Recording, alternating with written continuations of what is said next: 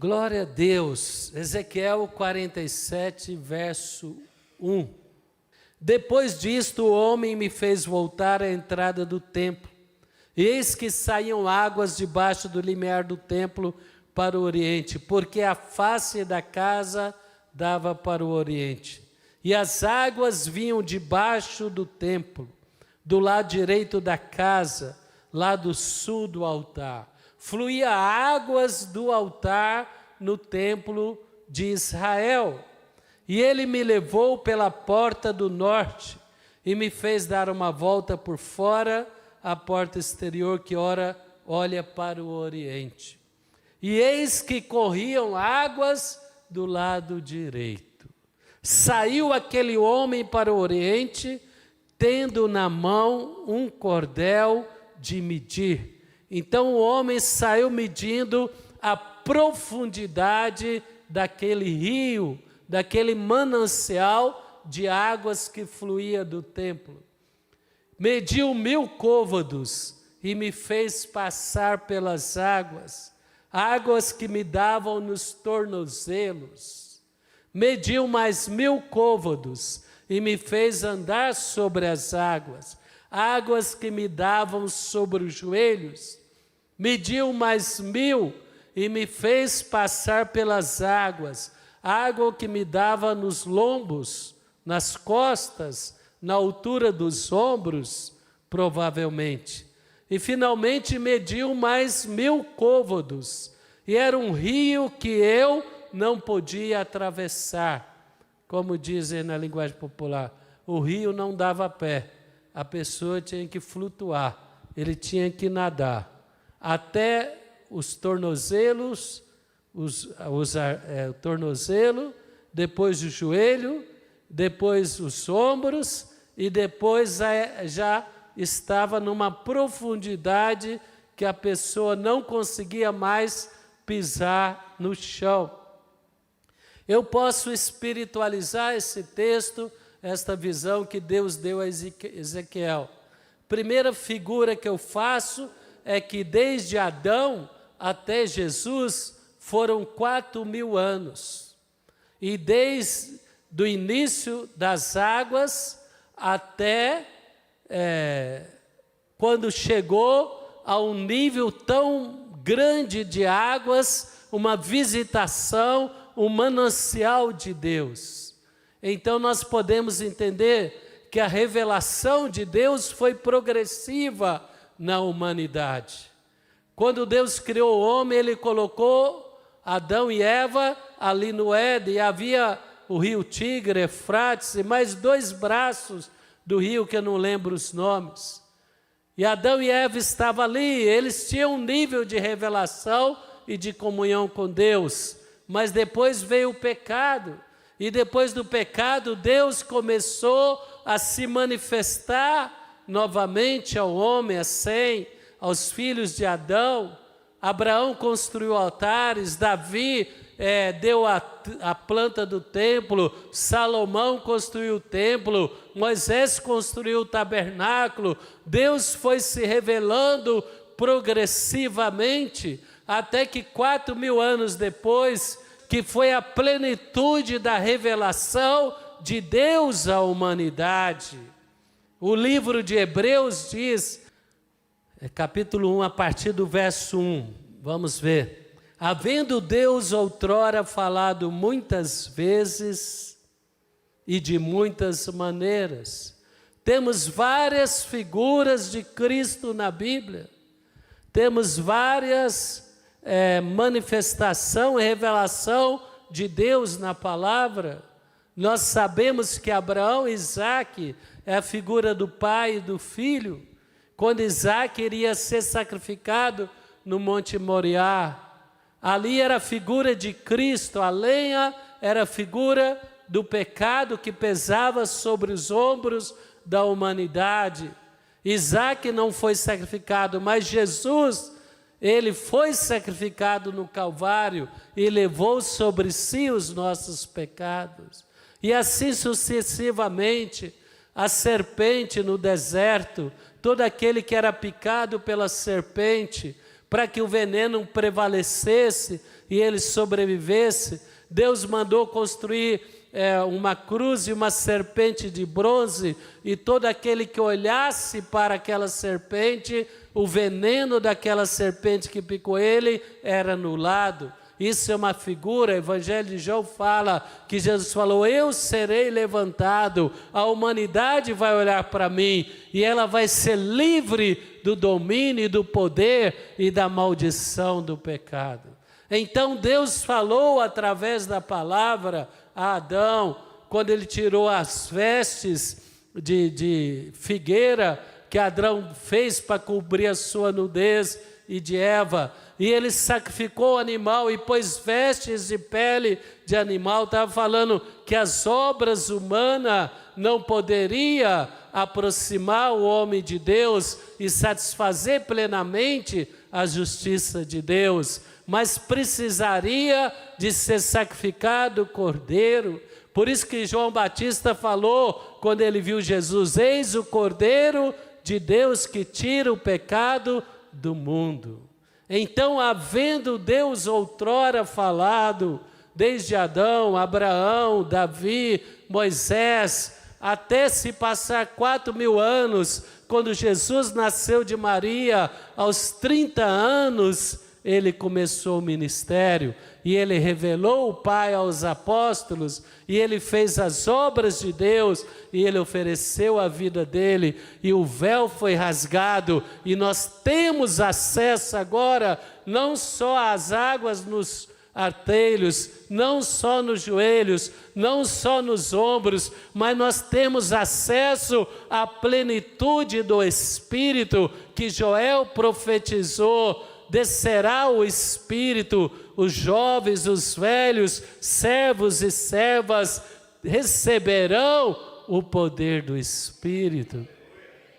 E Atos capítulo 2 fala que aquele dia, quando Jesus sentou à direita do Pai, o Espírito veio como um vento impetuoso e tomou ali a sinagoga, línguas de fogo, e houve um avivamento, houve uma manifestação. Não era águas mais nos artelhos, não era nos joelhos, era a igreja foi conduzida poderosamente pela água do Espírito, enfrentou o Império Romano, enfrentou as autoridades judaicas, cresceu em todas as civilizações conhecidas na época.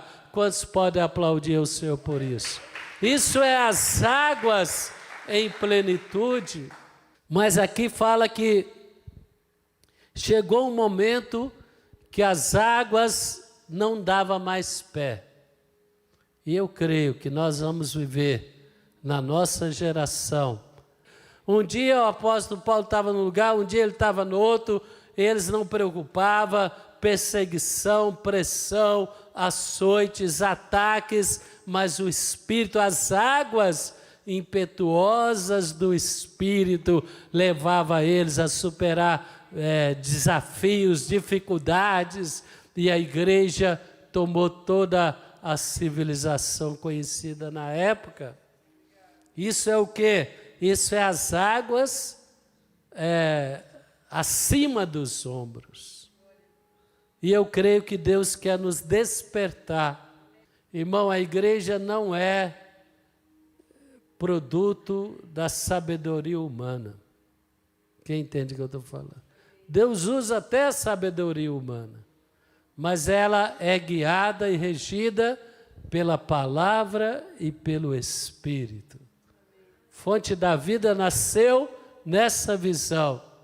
E hoje nós vemos as igrejas muitas vezes dependendo de estratégias, de esforço, de humano. Não, quando o Espírito vem, quando as águas vêm, meu irmão, olha, quem não era consagrado, consagra. Quem entende o que eu estou falando? Quem estava resistindo ao chamado, se entrega ao chamado e o sobrenatural acontece. Hoje a fonte da vida está em vários países, porque algumas décadas atrás, há 30 anos atrás, Deus chamou uma geração para priorizar, servir a Deus e a igreja. Quantos podem aplaudir o Senhor por isso? Mas os próximos 30 anos serão melhores ainda. Então Ezequiel fala sobre esse rio. Meu irmão, eu queria destacar isso então. Deus se revelou inicialmente de muitas maneiras, voltando a Hebreus capítulo 1, verso 1. Mas aí no verso 2 fala, nestes últimos dias, os últimos dias escatologicamente falando, como diz o apóstolo Pedro, para o Senhor 1000 anos é como um dia e um dia é como 1000 anos. Por isso que fala que o homem é como a flor da erva, que nasce de manhã e seca à noite. Porque numa escala cronológica de 1000 anos, Moisés fala que nós chegamos a 80, quando muito 90, lá em Gênesis está profetizado até 120. Quem quer chegar até 120, né? Com saúde, né, pastor Mano? Bem, sem dar trabalho para os outros, feliz. Então, no calendário de Deus, Jesus veio na sexta, passou 2000 anos, passou 2 dias. Entendeu? Fala para o seu irmão, entendeu? É outra dimensão cronológica. Só passou 2 dias. Por isso que ele fala, agora nos últimos dias, de Adão a Jesus, 4000 anos, 4 dias. De Jesus até agora os nossos dias, mais 2 dias. Fala para o irmão, estamos chegando no milênio, né, irmão? Quem quer participar da primeira ressurreição e entrar no milênio, reinar com Jesus 1000 anos, né? Então nós estamos aí, teoricamente, no 6º dia. E tem a tabela judaica lá também, que faz outra conta, mas é mais ou menos a diferença de uma para outra, 200 anos. Para Deus, 1000 anos é um dia, 200 anos é pouca coisa. Então, meu irmão, ele fala, nesses últimos dias, nos falou pelo Filho. Então, a revelação plena de Deus é o Filho, é Jesus, que se revelou, que revelou o Pai em 3 anos e meio de ministério. E aí ele descreve, verso 3, ele que é o resplendor da glória e a expressão exata do seu ser. A melhor manifestação de Deus na terra é a palavra, e Jesus é a palavra em carne. O Verbo se fez carne e habitou entre nós, cheio de graça e verdade. É a palavra e o Espírito. Ele é o resplendor da glória, a expressão exata do ser de Deus, do seu ser, sustentando todas as coisas pela palavra do seu poder. Depois de ter feito a purificação dos pecados, assentou-se à direita da majestade nas alturas.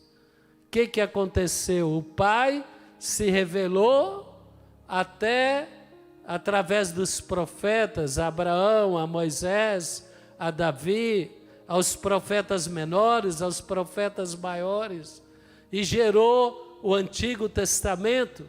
Cristo se revelou à humanidade e os apóstolos escreveram o Novo Testamento, e Jesus é a plenitude da revelação de Deus.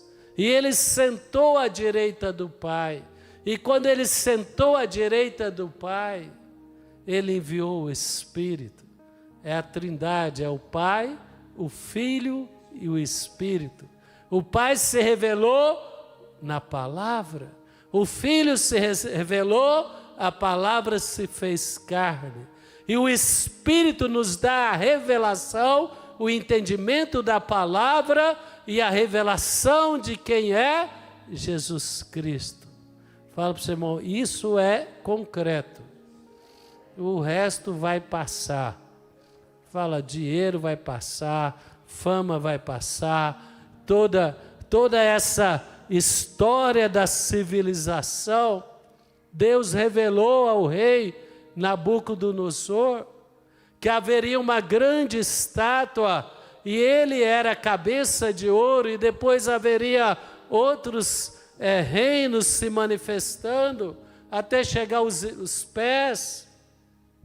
Segundo historiadores, era Alexandre o Grande, depois os pés de aço, as canelas, o Império Romano. E depois toda essa história da humanidade seria apagada, porque haveria uma rocha que ia vir sem o toque do homem e iria destruir toda a história da civilização humana, ia manifestar o reino de Deus.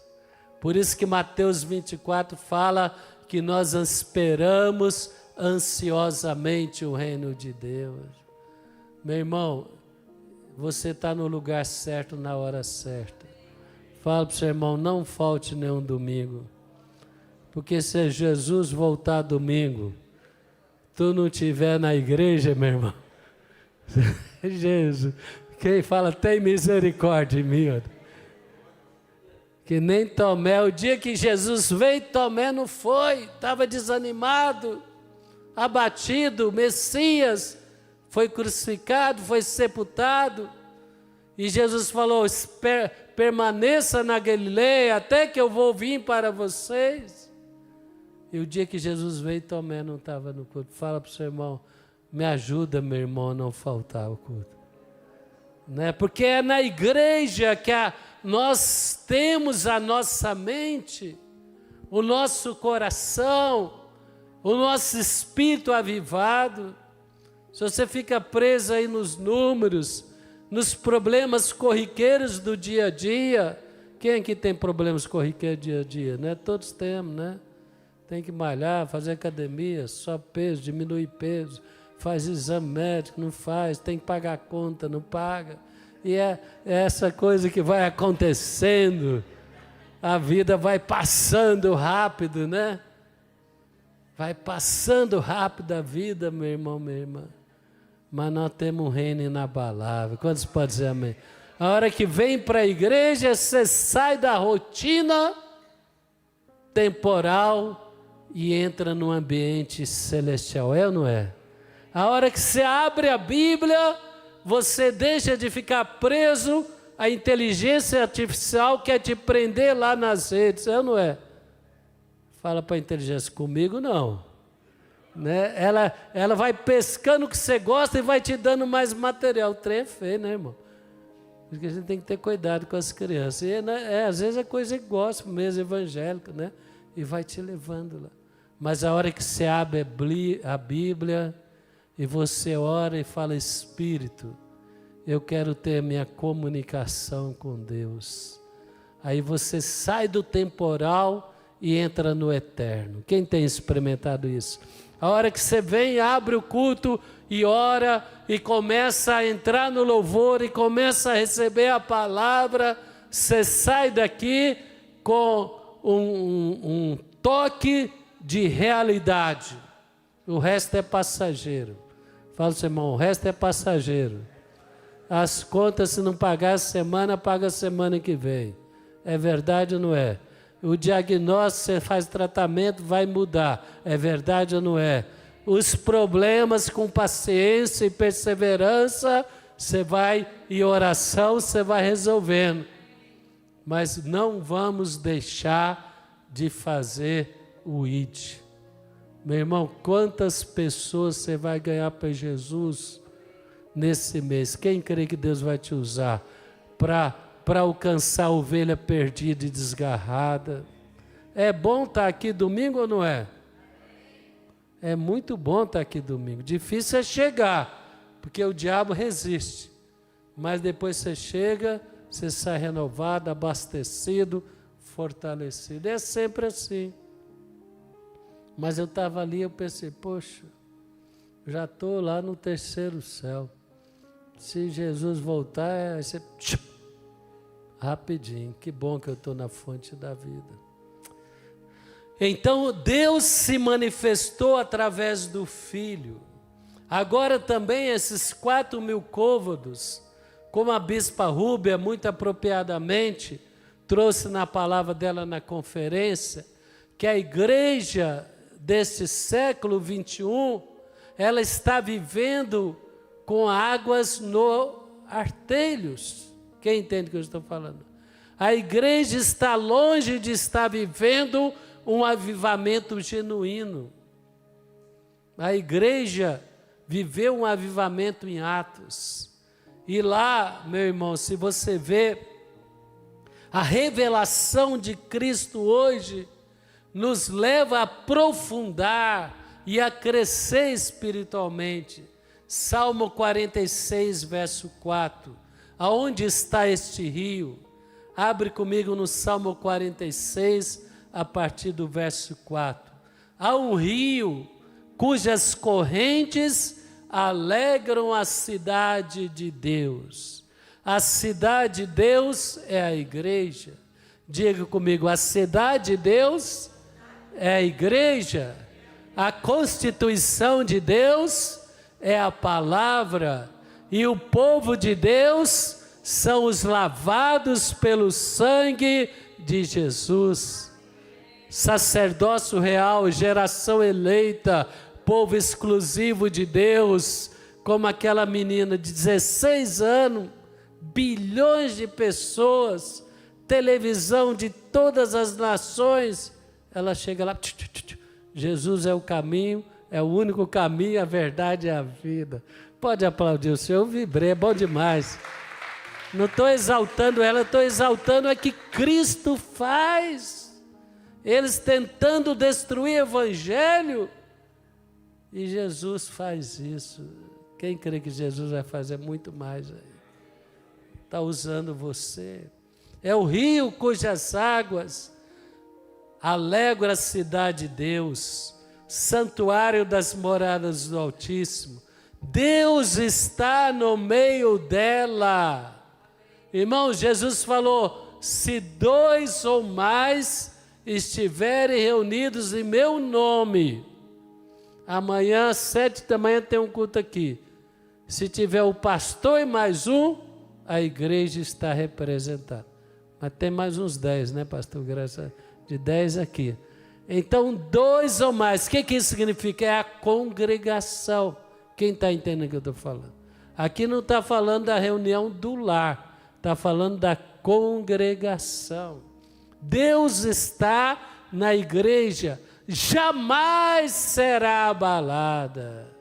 Fala comigo, a fonte da vida está consolidada nesses 30 anos de ministério. Deus ajudará desde antemanhã. Bramam nações, reinos se abalam, governos passam, sistemas ideológicos passam, impérios passam, mas a igreja permanece viva e poderosa. Ele faz ouvir a sua voz e a terra se dissolve. O Senhor dos exércitos está conosco. O Deus de Jacó é nosso refúgio. Projeta aqui o 7 e 8, né? Declara, fala, o Senhor dos exércitos está conosco. Deus de Jacó é nosso refúgio. Vinde, contemplai as obras do Senhor e as grandes coisas, as assolações que fez na terra. Quem pode aplaudir o Senhor por isso? Estas águas fluem na congregação, águas que nos fortalecem, águas que nos curam, águas que nos traz revelação, para não ficar preso, embaraçado nas picuinhas e nos problemas deste mundo. Fala para o seu irmão, Deus já tem a resposta para a sua inquietação. Quem crê? Levanta as mãos e fala: Deus já tem a resposta para as minhas inquietações. Olha para mim, Deus me deu uma palavra. Fala para a igreja: quem preocupar com a ovelha desgarrada e a perdida, e agendar a visita e trazer ele no culto, vai ser que nem Jó. A palavra diz que Deus mudou a sorte de Jó enquanto ele orava pelos seus irmãos. Amigos da onça, né? Que os amigos de Jó apedrejaram ele mais do que tudo quando ele estava por baixo. Mas ele orou por eles. Quem vai buscar ovelha? A hora que você trouxer alguém, a hora que você deixar de olhar para você e olhar para alguém, Deus vai atender ele, vai atender você de tabela. Quem crê nisso? Deus está nos chamando, prioriza a obra e Deus vai cuidar de você. Quem entende o que eu estou falando? Prioriza fazer a obra de Deus e Deus vai cuidar de você. Então nós não precisamos temer. Isaías 26:3 diz, Isaías 26:3, Tu, Senhor, conservarás em perfeita paz aquele cujo propósito é firme, porque ele confia em ti. O salmista fala: ainda que a terra treme, os montes se lancem sobre o mar, ainda assim confiarei no Senhor. Quem quer aprender a confiar no Senhor? Todas as circunstâncias naturais fecharam, mas Deus falou: Moisés, estende a vara, porque o mar vai abrir. Moisés falou: levanta as mãos, porque Josué vai vencer a batalha. É esse Deus que está conosco, que é por nós. Meu irmão, nós temos que manter o nosso coração aliançado com Deus e com a igreja.